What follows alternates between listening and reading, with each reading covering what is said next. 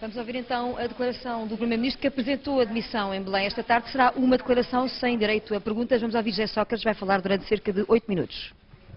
Hoje, todos os partidos da oposição rejeitaram as medidas que o Governo propôs para evitar que Portugal tivesse que recorrer a um programa de assistência financeira externa. Fizeram-no sem apresentar qualquer alternativa a essas medidas de consolidação orçamental. Fizeram-no recusando qualquer negociação, qualquer compromisso, qualquer espaço para o diálogo político. De forma consciente, a oposição retirou ao Governo todas as condições para continuar a governar. Em consequência disso, apresentei agora mesmo ao Sr. Presidente da República a demissão do cargo de Primeiro-Ministro. Tenho consciência da seriedade desta situação e quero, por isso, dirigir-me aos portugueses. Desde há vários meses que tenho lutado por um propósito que considero absolutamente fundamental: proteger o país da necessidade de recorrer a um programa de ajuda externa para que Portugal não ficasse na situação da Grécia ou na situação da Irlanda. Sempre alertei para as consequências profundamente negativas de um programa de ajuda externa. Sei bem o que isso significa.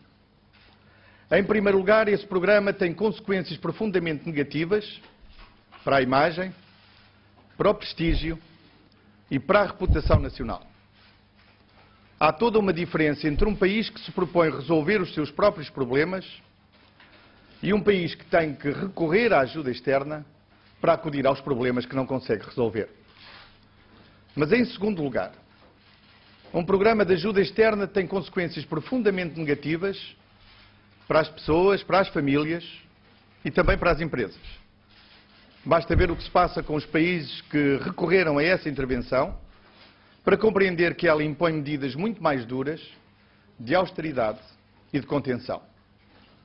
Foi por isso que até ao último minuto mantive total disponibilidade para dialogar com todos e para negociar os ajustamentos que fossem necessários para a verificação de um consenso que salvaguardasse o interesse nacional.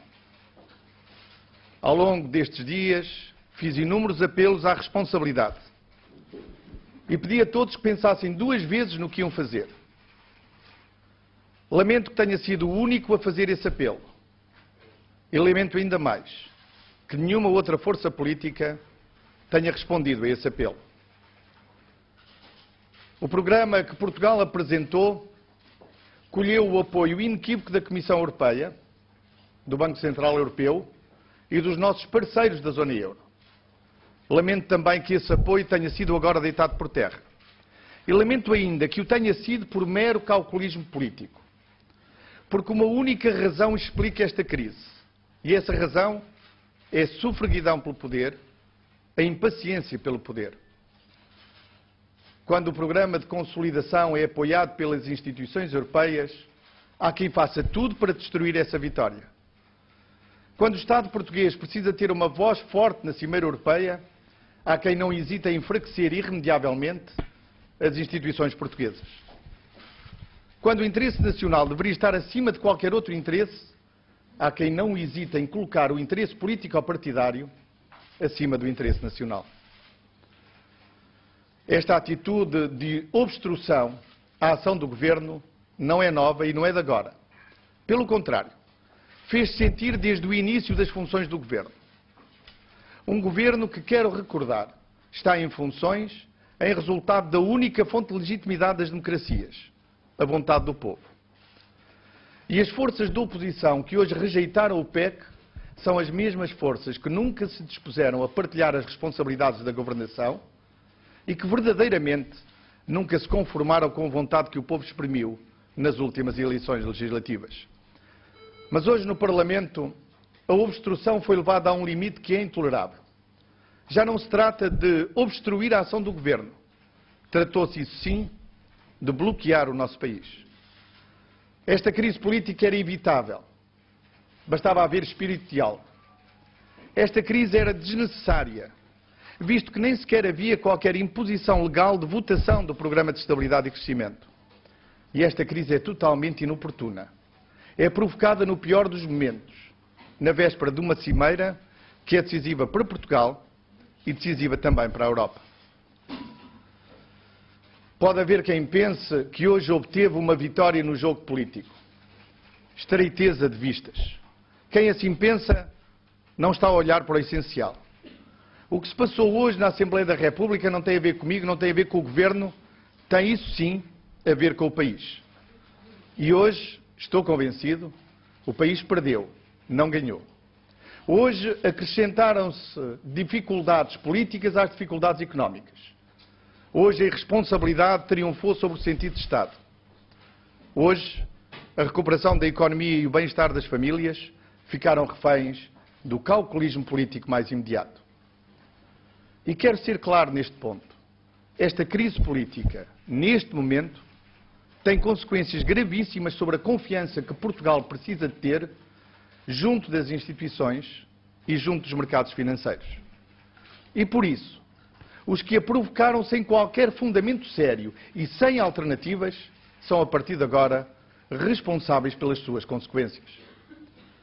Pela minha parte, sinto que estou a cumprir o meu dever. Apresentei as medidas difíceis e exigentes que considerei necessárias para que o país pudesse superar a atual crise das dívidas soberanas.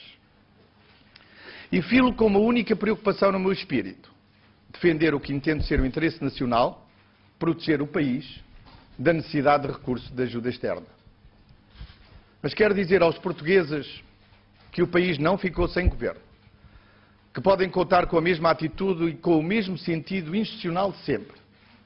O Governo cumprirá totalmente o seu dever, dentro das competências que são próprias de um Governo de gestão, com a consciência da gravidade da situação para que o país acabe de ser atirado. A crise política só pode ser resolvida pela decisão soberana dos portugueses, pois com a determinação de sempre e a mesma vontade de servir o meu país, irei submeter-me a essa decisão. Muita gente, ao longo destes 6 anos de exercício das funções de Primeiro-Ministro, me acusou de ser ou excessivamente voluntarioso ou excessivamente otimista. Eu deixo esse julgamento a outros. O que sei e o que quero afirmar é que tenho confiança na energia, na vontade e na capacidade dos portugueses. Vivemos tempos difíceis, mas saberemos vencê-los. Fomos arrastados para a instabilidade, mas saberemos superá-la. A ansiedade pelo poder levou alguns a pôr em causa o interesse nacional, mas saberemos defendê-lo. Sejamos, pois, claros. Uma coligação negativa de forças políticas que nada mais une a não ser a vontade de abrir uma crise política impôs a admissão do Governo porque lhe retirou as condições mínimas para a governação exigente que temos pela frente. Esta crise acontece no pior dos momentos para Portugal, mas os portugueses saberão dar-lhe resposta, com a mesma determinação de sempre. Agora, e como sempre, eu confio nos portugueses e no seu julgamento. Agora, e como sempre, eu confio em Portugal. Muito obrigado. Os argumentos do Primeiro-Ministro José Sócrates, que acaba de apresentar a admissão ao Presidente da República, não são propriamente surpreendentes. Estes argumentos, na prática, têm sido ideias que têm sido repetidas nos últimos dias e nas últimas semanas pelo Primeiro-Ministro José Sócrates, a falar numa obstrução levada ao limite intolerável, que ditou então esta admissão, a falar também em calculismo político e sufraguidão pelo poder, falando dos seus adversários políticos e a considerar que a oposição retirou ao Governo qualquer condição para continuar a governar a partir do momento em que foi aprovado hoje os projetos que rejeitaram, portanto foram chumbados, foi chumbado o PEC no Parlamento. Estes projetos da oposição a rejeitar o PEC foram aprovados por toda a oposição. José Sócrates apresentou a admissão, o Presidente da República ainda não a aceitou, vai ouvir primeiro os partidos no dia 25, depois disso veremos. Para já o Primeiro-Ministro continua na plenitude de funções e é assim que vai estar amanhã em Bruxelas e nos próximos tempos será seguramente este o discurso que vai tomar conta do debate político e da parte de José Sócrates é o que podemos contar nas próximas semanas.